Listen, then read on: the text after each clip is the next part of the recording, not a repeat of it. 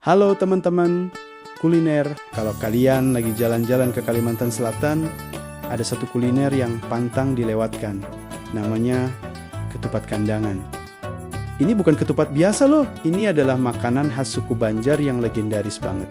Lihat deh, ketupatnya yang lembut disiram kuah santan, kental berwarna kuning keruh, yang gurih banget. Bumbunya itu kayak akan rempah, beda dari yang lain. Terus, yang bikin spesial itu lauknya.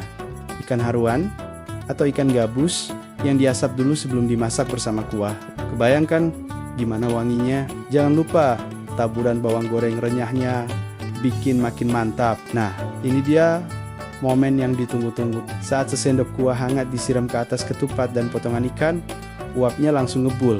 Aromanya itu loh, menggoda iman banget. Sekali suap, langsung terasa perpaduan gurih, sedikit manis, dan aroma smoky dari ikannya bikin nagih.